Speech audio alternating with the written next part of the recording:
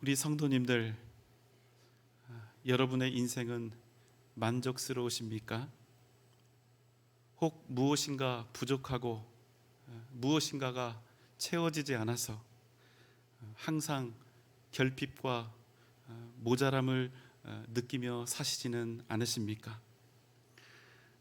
우리는 보통 이런 경우 나에게 무엇인가가 없어서라고 이렇게 생각하는 경향이 있는데, 사실은 이것은 잘못된 생각입니다.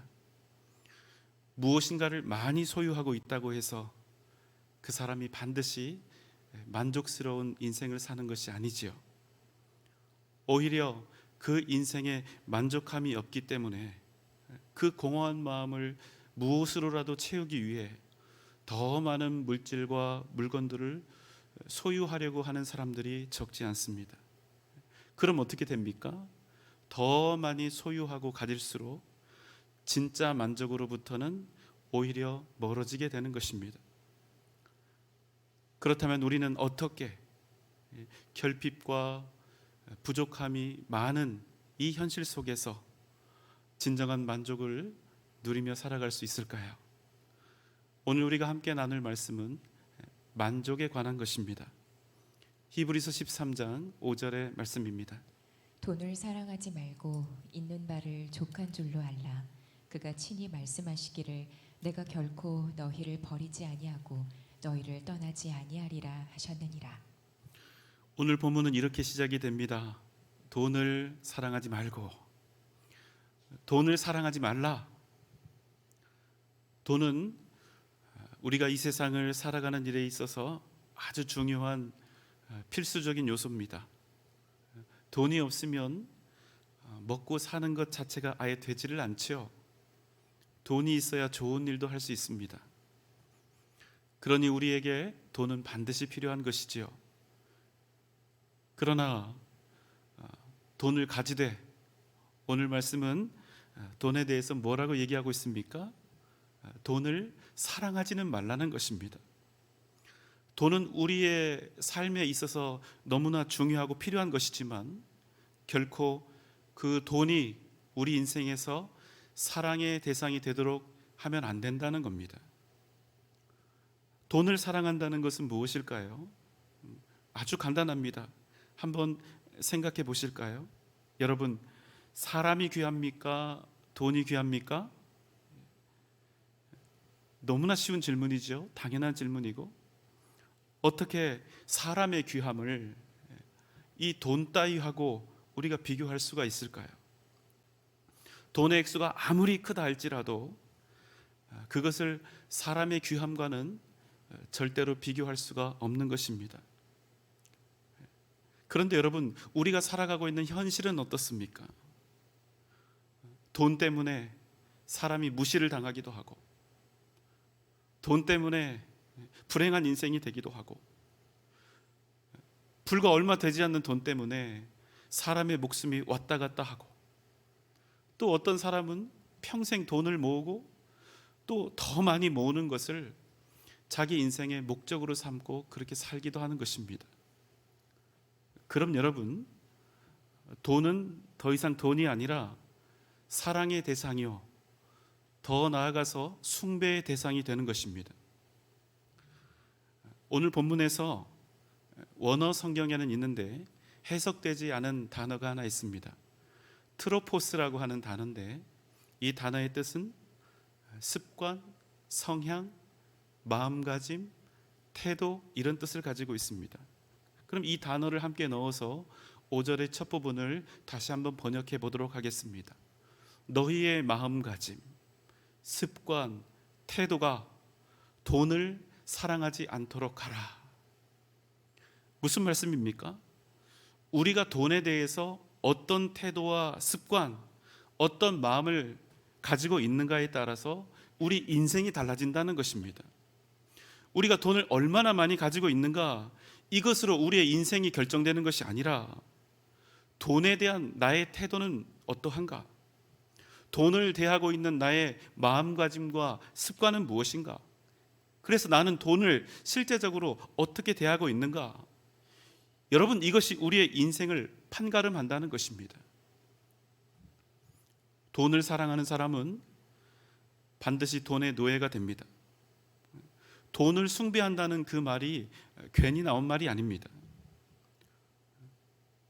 돈 때문에 여러분 사람을 버립니다. 돈 몇 푼 때문에 자기 인생을 포기하죠. 돈 때문에 목숨을 버리고 목숨을 빼앗는 사람들을 우리는 세상 속에서 얼마든지 어렵지 않게 만나게 되는 것입니다. 그러면 여러분, 돈은 이미 사람들에게 있어서 숭배와 사랑의 대상이 된 것입니다. 그럼 돈을 숭배하고 사랑하는 사람, 그 사람의 인생은 어떻게 될까요? 평생 무엇으로도 채울 수가 없는 삶, 평생 만족하지 못하는 삶을 살아가게 되는 것입니다. 무엇보다 중요한 것이 있습니다. 돈에서 자유롭지 못한 사람은 결코 믿음으로 살아갈 수가 없습니다. 왜 그럴까요? 돈을 믿고 돈을 사랑하고 돈을 숭배하며 사는 사람은 결단코 살아계신 하나님을 의지하며 살 수가 없기 때문입니다. 그래서 여러분, 우리 성도들은 반드시 돈에 대한 욕심과 미련과 집착을 버려야 합니다. 그것을 버려야 우리가 비로소 믿음으로 살 수 있는 것입니다. 어떤 믿음입니까? 하나님은 나에게 필요한 것이 있다면 반드시 그것을 공급해 주신다.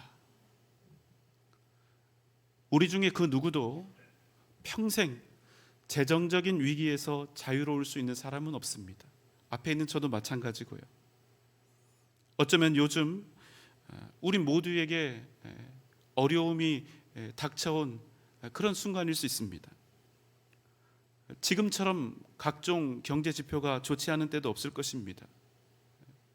수년간의 이 코로나 상황에서 우크라이나 전쟁까지 심각한 인플레이션과 식량 문제, 끊임없이 추락하고 있는 증시, 가파른 금리 인상까지, 소위 말하는 퍼펙트 스톰의 공포 속에 우리가 지금 놓여져 있는 것입니다. 오래 지속되고 있는 불경기 때문에 잘 나가던 사람이 사업이 뒷걸음질을 치고, 또 구조조정으로 직장에서 단단했던 내 자리가 흔들리고, 정말로 어렵게 영혼까지 다 끌어모아서 집을 샀는데 그 이자가 너무나 많이 올라가는 등 여러 가지 험악한 경제적인 상황들을 우리가 만나고 있는 것입니다. 여러분 어떻습니까? 말로는 다 할 수 없는 심리적인 이 부담과 두려움들이 우리를 지금 막 짓누르고 있는 것입니다. 그러나 여러분, 그럼에도 불구하고 만약 우리에게 이 세상 모든 만물의 주인이 나의 아버지시라는 그 믿음이 있다면 이 모든 상황 속에서도 우리의 인생은 완전히 달라지게 된다는 것입니다. 여러분 잊지 마십시오. 우리 인생이 가난하고 연약해서 두려움과 염려로 가득해진 그 순간은 사실은 여러분 돈이 없을 때는 돈 걱정할 때가 아니라 만물의 주인이신 하나님이 내 아버지시다, 이 믿음으로 더욱 굳세게 일어나야 할 타이밍이 된다는 것입니다. 주님께서 이어서 말씀을 하시지요. 뭐라고 하십니까? 돈을 사랑하지 말고 있는 바를 족한 줄로 알라. 있는 바를 족한 줄로 알라. 무슨 말씀입니까? 지금 가지고 있는 것이 많든지 적든지 현재 가진 그것에 만족하라는 것입니다. 여러분 어떻습니까? 지금 내가 가진 게 이것밖에 안 되고 이것 가지고는 도무지 제대로 살아갈 수가 없는데 어떻게 만족할 수가 있습니까? 지금 내 손에 쥔 돈이 이것밖에 안 되는데 내가 어떻게 마음 편히 만족할 수가 있습니까? 그러나 주님은 그런 우리를 향해서 이렇게 말씀하시는 겁니다. 그래도 돈을 사랑하는 사람이 되지 말라. 돈을 사랑하지 말고 지금 있는 그것을 족하게 여기는 그 마음이 인생에서 만난 어려움을 이겨가는 첫걸음이 된다 말씀하고 있는 것입니다. 우리는 어쩔 수가 없습니다. 이 땅에 종속되어 있습니다. 우리가 아무리 하나님을 믿고 천국을 소유한 하나님의 백성이 되었다 할지라도 우리가 이 땅에 발을 딛고 살고 있는 그때까지는 이 땅의 현실과 논리에 매여 있는 것입니다. 아무리 발버둥을 쳐도 우리가 천국 가기 전에는 벗어날 방도가 없습니다. 그러니 여러분 어떻습니까? 보이지 않는 하나님보다 지금 내 손에 쥐고 있는 얼마 되지 않는 5만 원짜리 몇 장이 훨씬 더 내 인생에 실질적인 도움이 되는 것처럼 여겨지는 것입니다. 이러한 이유로 우리의 상황은 어떻지요? 하나님이 우리의 아버지라 하면서도, 하나님이 온 땅의 주인이시라 하면서도 자꾸만 지금 내 손에 무엇을 쥐고 있는가, 내가 얼마를 쥐고 있는가에 더 많은 관심을 갖게 되는 것입니다. 심지어는 하나님의 이름을 부르고 있는 그 순간에도, 심지어는 하나님 앞에 나와 예배하고 있는 이 순간에도 온전히 나의 인생을 하나님께 다 드리며 올인하지 못하는 것입니다. 하지만 결과는 어떻습니까? 아무리 많은 것을 소유하고 있다 할지라도 그 많고 적음 때문에 우리의 만족과 불만족이 갈리지 않는다는 것입니다. 어떤 사람은요, 평생 구경도 할 수 없을 만큼 많은 돈을 가지고 있어도 사는 동안 끊임없이 가난과 궁핍과 부족함을 느끼며 살아가는 것입니다. 그럼 여러분, 어떤 사람에게 진정한 만족이 올까요? 다시 5절 말씀을 봅니다. 돈을 사랑하지 말고 있는 바를 족한 줄로 알라. 그가 친히 말씀하시기를 내가 결코 너희를 버리지 아니하고 너희를 떠나지 아니하리라 하셨느니라. 여러분, 우리 인생에서 가장 위대하고 중요한 전제는 무엇입니까? 그것은 우리에게 아버지가 계신다는 사실입니다. 그 아버지는 누구입니까? 천지를 지으신 전능하신 하나님이십니다. 그분은 온 땅의 유일한 주인이시며 통치자이십니다. 바로 이 전제를 가지신 분, 그분이 우리에게 말씀하시는 것입니다. 내가 너희를 결코 버리지 아니하고 내가 너희를 결코 떠나지 아니하리라. 여러분, 이 믿음이 우리에게 진정한 만족을 주는 것입니다. 이 믿음이 우리의 인생을 달라지게 하는 것입니다. 여러분 기억하십시오. 하나님께서는 우리가 만족할 때 더 크고 놀라운 복으로 풍요로움으로 채워주신다는 사실입니다. 우리가 한번 부유한 부모의 입장이 되어서 생각해 봅시다. 잠시 우리가 엄청나게 부자가 된 거예요. 돈이 한 500억쯤 있다고 그렇게 상상을 해봅시다. 기분 좋지요? 두 아들이 있는데 이제 너희들 독립해서 살거라. 그리고 집에서 내보냅니다. 하지만 엄마 아빠가 빈손으로 내보낼 수가 없으니까 똑같이 큰아들 작은아들에게 1,000만 원씩 줍니다. 1,000만 원이 작은 돈은 아니지만 500억 가진 부모의 경제력에 비할 때 1,000만 원이 그렇게 큰 돈은 아니지요. 1,000만 원을 받아든 큰 아들은 불평합니다. 엄마 아빠는 돈도 많으면서 야박하기 짝이 없다 합니다. 이걸 가지고 며칠을 사느냐 합니다. 투덜대죠. 그리고 원망에 사로잡혀서 어떻게 하면 앞으로 더 많은 돈을 부모로부터 받아낼 수 있을까를 고민합니다. 하지만 둘째 아들은 그저 감사하며 만족합니다. 빈손으로 온 인생인데 그래도 부모 잘 만나서 독립할 때 이렇게 1,000만 원이나 받았다고 감사합니다. 만약 여러분이 그 부모라면 어떤 자식에게 더 많은 것을, 놀랍도록 크고 풍요로운 것을 주고 싶으시겠습니까? 둘째 아들이 아닙니까? 여러분, 그래서요, 감사가 중요합니다. 그런데 여러분, 감사가 그냥 나옵니까? 그렇지 않지요. 감사는요, 있는 바를 족한 줄로 알고 만족할 때 나오는 것입니다. 가난은 절대로 좋은 것이 아닙니다. 이것이 객관적인 사실입니다. 우리 중에 가난을 좋아할 사람이 어디 있습니까? 가난은 무력하고 불편하고 배고픈 것입니다.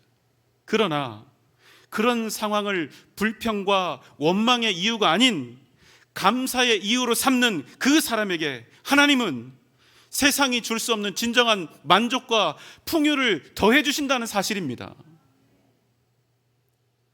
우리 인생에는 반드시 크고 작은 위기들, 가난과 궁핍, 재정적인 어려움들이 찾아옵니다. 하지만 여러분, 그 어떤 상황들보다 훨씬 더 중요한 한 가지 사실은 우리에게 어떤 위기, 어떤 시련이 찾아온다 할지라도 우리에게 그 모든 상황을 바꿀 능력이 있다는 사실입니다. 어떻게 말입니까? 그것은 하나님께 감사하는 것입니다.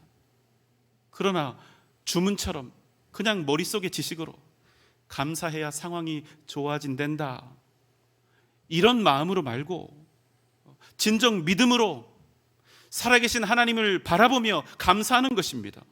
신실하신 하나님을 인하여 감사하는 것입니다. 그럼 여러분, 반드시 그 인생에 기적이 나타나는 것입니다.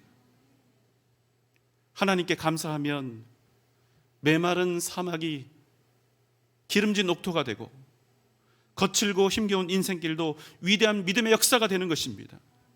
감사보다 더 크고 놀라운 능력은 없습니다. 여러분, 그러한 감사를 가능하게 하는 것이 있습니다. 그것이 무엇일까요?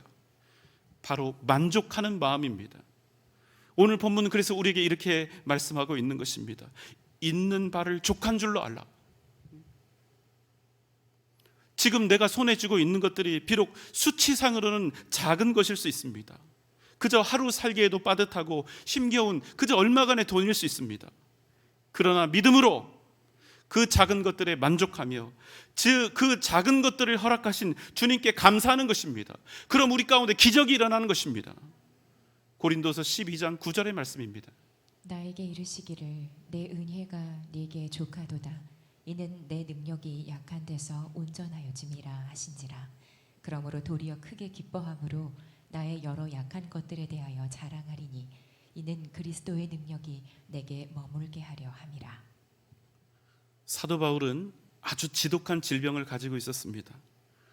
얼마나 고통스러웠던지 그가 하나님께 3번이나 이 병을 고쳐달라고 애타게 기도를 합니다. 그럼 여러분, 그 결과가 어떻게 되었을까요? 그 병이 싹 나았으면 좋았겠지만 전혀 호전되지 않았습니다. 대신 주님께서 이렇게 말씀하셨습니다. 내 은혜가 네게 족하도다. 나의 은혜가 너에게 족하도다. 이는 내 능력이 약한 데서 온전하여짐이니라. 여러분, 이상하지요? 이해가 되지 않지요? 여러분, 병이 나아야 은혜가 족한 것이 아닙니까? 가난한 사람이 부자가 되고 문제가 풀려지고 낮은 자리에 짓눌려 있던 사람이 높은 자리로 올라가고 내 억울한 형편들이 모두 소상히 밝혀지고 고달픈 내 인생이 윤택해져야 은혜가 족한 것이 아닙니까? 그런데 주님께서 뭐라고 하십니까? 아니라는 거예요. 그래서 여전히 병을 짊어지고 살아야 하는 바울에게 이미 은혜가 족하다 이렇게 말씀하시는 겁니다. 그런데 그 이유가 무엇이냐는 겁니다. 이는 내 능력이 약한 데서 온전해지기 때문이라. 무슨 말씀입니까? 우리의 능력이 강할 때, 우리의 소유가 많을 때, 우리가 건강할 때 하나님의 능력이 온전히 나타나는 것이 아니라 오히려 우리가 부족하고 연약하고 가난할 때, 그래서 아무것도 할 수 없을 때 오히려 주님의 능력, 그 도우심의 은혜가 온전히 우리 가운데 나타나게 된다는 사실입니다. 이 말씀을 듣고 사도 바울이 어떻게 했을까요? 도리어 크게 기뻐했습니다. 그리고 이제는 자신이 가진 여러 약한 것들을 세상 앞에 자랑하기 시작한 것입니다. 왜요? 자신이 가진 그 만족스럽지 못했던 것들 때문에 그리스도의 능력이 더욱 풍성하게 나를 통하여 넘치게 됨을 깨달았기 때문입니다. 그래서 그는 다시는 자기를 고통스럽게 했던 그 병을 고쳐달라 기도하지 않습니다. 내가 가진 가난함과 연약함 때문에 하나님의 은혜와 능력이 내게 더욱 온전히 임할 수 있다면 나는 기꺼이 평생 그 병을 지고 살겠다는 것이었습니다. 그리스도의 능력이 내게 더욱 머물도록 할 수 있다면 나의 가난함, 나의 연약함, 나의 부족함은 나에게 있어서 저주나 궁핍함이 아니라 오히려 능력이요 놀라운 은혜인 것을 그가 깨닫게 된 것입니다. 여러분 잊지 마십시오. 진정한 만족은 세상에서 오는 것이 아니라 오직 주님으로부터 온다는 사실입니다. 그렇게 여러분, 만족은 믿음의 고백입니다. 만족은 그저 지금 앞에 놓여있는 배경이나 상황, 여건을 마주하고 있는 우리의 심리 상태나 정서적인 형편이 아닙니다. 만족함은 상황과 여건이 좋고 경제적으로 풍요롭기 때문에 나오는 것이 아니라 이 세상의 유일한 주권자여 주인이신 살아계신 하나님을 나의 아버지로 믿고 섬기는 자에게서 나오는 위대한 믿음의 고백인 것입니다. 그러므로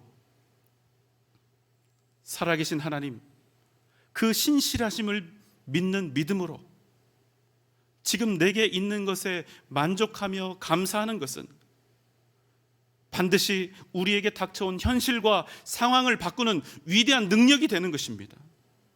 여러분 잊지 마십시오. 이 세상은 상황 따라 되는 것이 아니라 우리의 믿음대로 되는 것입니다. 여러분 믿습니까? 빌립보서 4장 11절로 13절의 말씀입니다. 내가 궁핍함으로 말하는 것이 아니니라. 어떠한 형편에든지 나는 자족하기를 배웠노니 나는 비천에 처할 줄도 알고 풍부에 처할 줄도 알아. 모든 일 곧 배부름과 배고픔과 풍부와 궁핍에도 처할 줄 아는 일체의 비결을 배웠노라. 내게 능력 주시는 자 안에서 내가 모든 것을 할 수 있느니라. 사도 바울은 어떤 형편에서든지 만족하는, 자족하는 법을 배웠습니다. 비천에 처해도, 풍부에 처해도, 배부름과 배고픔, 궁핍, 어떤 상황을 만나도 그는 만족했습니다. 그래서 그는 세상이 전혀 두렵지 않았습니다. 그는 오직 자신에게 능력 주시는 분 예수 그리스도를 통하여 모든 형편과 상황을 이기는 놀라운 능력을 얻었고, 그래서 담대하게 복음을 전하며 세상을 변화시키는 놀라운 사명을 감당할 수 있었던 것입니다. 여러분 잊지 마십시오. 만족하는 마음은 열심히 산다고 얻을 수 있는 것이 아닙니다. 단지 많이 가졌다고, 높은 자리에 앉아서 힘 좀 쓸 수 있다고, 내 인생에 아무런 문제가 없고 평탄하다고 만족이 찾아오는 것이 아닙니다. 요셉은 17살에 형들에게 미움을 받고 형들에게 팔려서 애굽으로 갔습니다. 보디발 장군의 아내로부터 억울한 누명을 쓰고 옥에 갇혔습니다. 하지만 그는 자신이 인생에서 만난 최악의 조건들 속에서도 결코 누군가를 원망하거나 불평하지 않았습니다. 나중에 애굽의 총리가 되어서 자신을 팔아넘긴 그 형들을 만나게 되었을 때도 그는 형들을 위로하며 이렇게 말했습니다. 창세기 45장 5절입니다. 당신들이 나를 이곳에 팔았다고 해서 근심하지 마소서, 한탄하지 마소서. 하나님이 생명을 구원하시려고 나를 당신들보다 먼저 보내셨나이다. 총리가 되기까지 요셉의 삶은 그야말로 시련과 고통의 연속이었습니다. 요셉이 당했던 그 모든 일들은 절대로 그가 당할 이유가 없었던 일들입니다. 그러나 그는 그 고난과 시련 속에서도 형들을 미워하거나 형들에 대한 복수를 꿈꾸지 않았습니다. 어떻게 그럴 수 있었을까요? 그것은 요셉이 하나님의 일하심, 하나님의 선하신 인도하심, 하나님의 선하신 섭리하심을 믿었기 때문입니다. 로마서 8장 28절의 말씀입니다. 우리가 알거니와 하나님을 사랑하는 자 곧 그의 뜻대로 부르심을 입은 자들에게는 모든 것이 합력하여 선을 이루느니라. 여러분, 하나님을 사랑하는 자, 곧 그 뜻대로 부르심을 입은 자들에게 어떤 일이 일어난다고 말씀합니까? 모든 것이 합력하여. 그 모든 것 속에는 그저 좋은 일만 있는 것이 아니라 나쁜 일까지도, 그 모든 일들이 다 협력해서 반드시 선한 열매를 맺게 된다는 것입니다. 우리의 인생 만사가 하나도 빠짐없이 하나님의 인도하심 속에 있고, 하나님 당신께서 그 모든 것들이 합력하여 선을 이루게 하신다면, 지금 현재 우리에게 닥쳐온 그 어떤 가난과 고통, 어려움이라 할지라도 그것들은 단지 우리에게 아픔과 저주가 아니라 합력하여 우리 인생의 선을 이룰 놀라운 복된 재료들이 된다는 사실입니다. 무슨 말씀입니까? 우리는 이 땅에서 반드시 부정적인 상황을 만납니다. 절대로 우리 인생은 좋은 일만 생기는 법이 없지요. 그렇지만 우리 하나님께서 그 모든 것들을 훗날 우리를 복되게 하는 재료가 되게 하신다면, 우리가 이 말씀을 정말로 믿고 의지하며 살아간다면, 지금 현재 우리에게 찾아온 가난과 궁핍은 우리를 좌절하게 만드는 절망의 도구가 아니라 오히려 우리를 만족하게 하는 복의 도구가 된다는 사실입니다. 그럼 여러분, 어떻게 되는 것입니까? 우리가 하나님의 자녀요 백성이라면 우리에게 일어나는 모든 일들은 오직 한 가지 목적을 위해 예비된 하나님의 계획하심과 섭리라는 것입니다. 어떤 목적입니까? 합력해서 우리에게 선을 이루는 목적, 합력하여 우리를 복되게 하시는 목적, 여러분 믿습니까? 만약 우리에게 이 믿음이 있다면 우리는 반드시 세상을 이기고 모든 상황과 모든 형편 속에서 만족하며 감사하는 진정 복된 삶을 살아갈 수 있는 것입니다. 사랑하는 여러분, 돈 사랑하지 말고 있는 바를 족하게 여기시기 바랍니다. 그저 배웠으니 억지로 하지 마시고 기계적으로 하지 마시고 우리의 신앙 고백처럼 우리의 아버지 되신 하나님의 신실하심과 그 은혜로우신 섭리를 믿음으로 그렇게 하시기 바랍니다. 그럼 여러분의 인생이 반드시 달라지게 될 것입니다. 여러분의 주변도 변화될 것입니다. 만족과 감사, 그 놀라운 능력을 날마다 경험하며 살아가는 복된 저와 여러분 되시기를 주님의 이름으로 축원합니다.